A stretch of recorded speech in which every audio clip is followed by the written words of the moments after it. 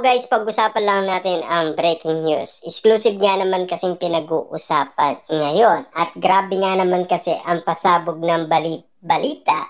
Daniel Padilla, grabe ang galing niya sa pag-acting kahit wala si Catherine Bernardo. Parang sinasabi nga naman kasi ng iba dahil sa pinagdadaanan ni Daniel Padilla na ibigay niya ng bigay todo ang kanyang pag-acting. Kasi ramdam na ramdam ni Daniel Padilla ang ugot ayon kasi sa karamihan.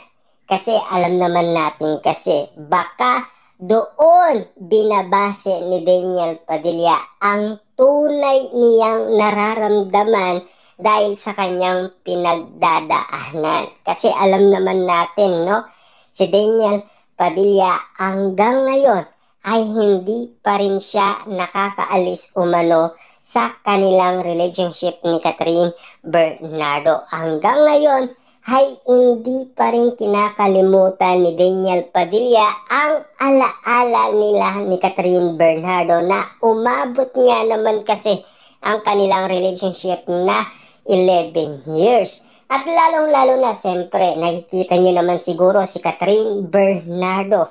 Ganon din nga naman kasi ang kanyang tunay na nararamdaman kay Daniel Padilla. Mahirap nga naman kasing bitawan or magsalita dahil alam naman natin, meron pa rin silang nararamdaman sa isa't isa. Ika nga kasi ng iba't ibang mga tao dahil sa pagpaparamdam umano ni Catherine Bernardo at Daniel Padilla para may something.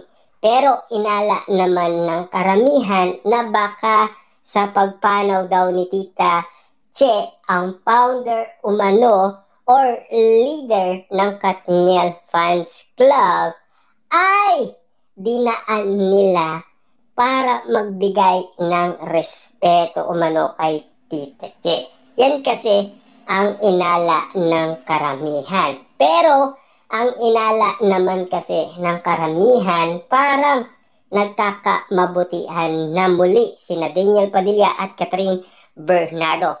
Matapos nga naman kasing mapabalitaan sina Daniel Padilla at Catherine Bernardo noon Christmas special, nagkita sila at nakapag-usap sila. At lalong-lalo na sa bali-balita sa atin ni Christy Fermin na si Daniel Padilla ay paikot-ikot sa nasabing subdivision kung saan nakatira si Catherine Bernardo. Siyempre, sa dami nga naman kasing balita sa atin ni Christy Fermin patungkol kina Daniel Padilla at Catherine Bernardo kung paano sila nagkaayos. Ibig sabihin, meron daw nagtulay. Kaya nga naman kasi muli silang nagkaayos at kung bakit nga naman sila nakapag-usap at siyempre kung bakit sila nagkita muli. Siyempre, ang pagkakataon nga naman kasi ay nagkapatawaran umano ang dating nagkaiwalay. Ngayon, hindi lang nating alam kung ano talaga ang namamagitan sa dalawa. Inala naman kasi ni Ogie Diaz kina Catherine at Daniel Padilla ay tropa at kaibigan lang. Ayan kasi ang pagkakaalam umano ni Ogie Diaz. Pero kay Catherine Bernardo at Daniel Padilla naman, kailan lang siyempre nakapagbitaw din sila ng salita. Lalo-lalo na si Daniel Padilla na ini-stalk niya umano si Catherine Bernardo hanggang ngayon. Siyempre, si Catherine Bernardo naman ay napaluha pa at umaming pa na mahal niya pa si Daniel Padilla. Kasi alam naman natin, no, sa pagkakataon na pinag-uusapan ngayon, ang mahalaga ang tunay nilang nararamdaman. Dahil yan din ang nararamdaman ng iba't ibang mga tao.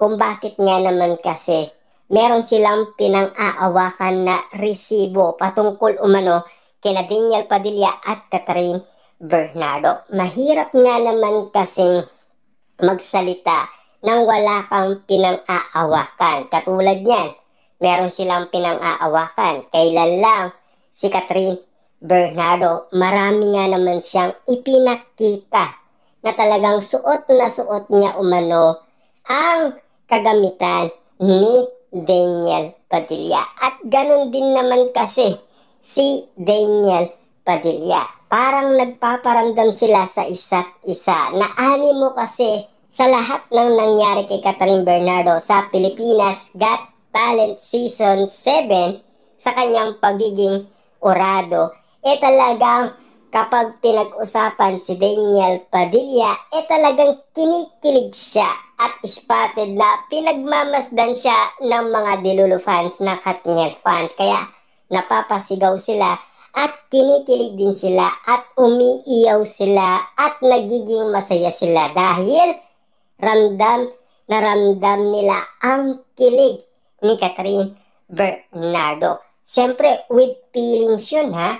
At lalong-lalo na, siyempre, ang naaalala pa ni Catherine Bernardo dahil nakapagbitaw din siya ng salita na namimiss niya ang uling moving na gawa nila ni Daniel Padilla, ang The House of Us. At lalong-lalo na, yung theme song ng The House of Us ay kinanta pa ni Catherine Bernardo at spotted yan sa Pilipinas Got Talent Season 7. At kitang-kita naman natin kung gaano kasaya si Catherine Bernardo at kilig na kilig talaga siya basta Daniel Padilla. At simula nga naman noon, nagpaparamdam na si Catherine Bernardo at spotted na yan sa maraming tao. At lalong-lalo na, siyempre, si Catherine Bernardo, kung saan siya nag-grocery ngayon,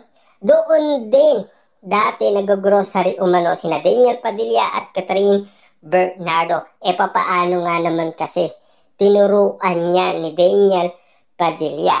Papaano nga naman kasi si Daniel Padilla ay sanay na yan kasi laking kalye umano si Daniel Padilla. Kita nyo naman siguro bago pumasok si Daniel Padilla bilang artista, yan ay marami ng pagsubok na nangyari sa buhay niya.